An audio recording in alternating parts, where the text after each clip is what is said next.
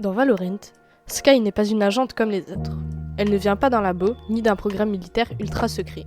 Skye vient de la Terre, littéralement.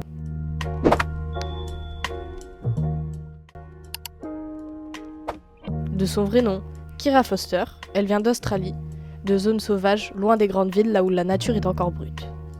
Très tôt, elle développe un lien profond avec le monde vivant.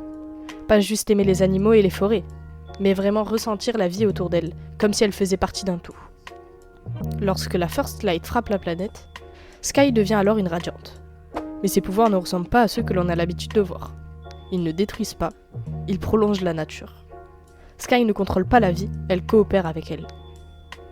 C'est cette philosophie qui définit totalement qui elle est. Skye se bat pour protéger les temps, les terres, et tout ce qui ne peut se défendre seule. Elle est directe, honnête, parfois un peu brutale dans sa façon de parler, mais toujours sincère. Elle n'aime pas les conflits inutiles, mais quand quelque chose menace ce qui lui est cher, elle ne recule jamais.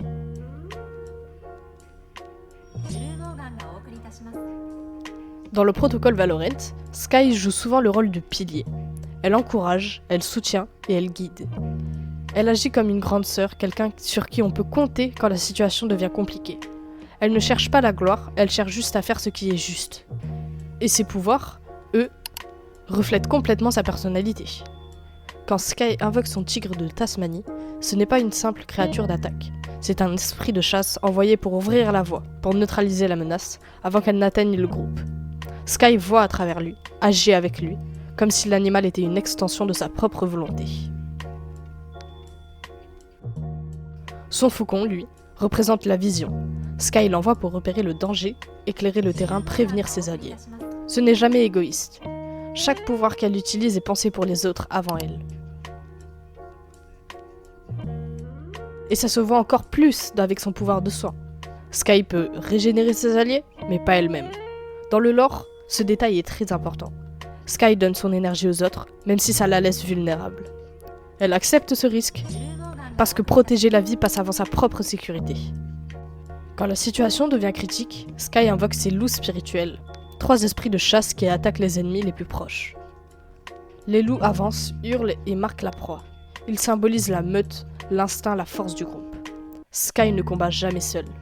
Elle croit en la solidarité et en la force collective. Dans l'univers de Valorant, Skye représente quelque chose de rare.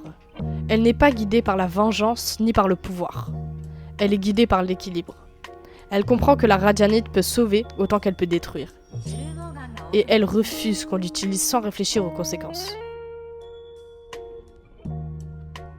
Skye est là pour rappeler une chose simple. Dans un monde rempli d'armes, de conflits et de dimensions parallèles, la vie reste ce qu'il y a de plus précieux. Et tant qu'il restera quelque chose à protéger, Skye se lèvera pour le défendre.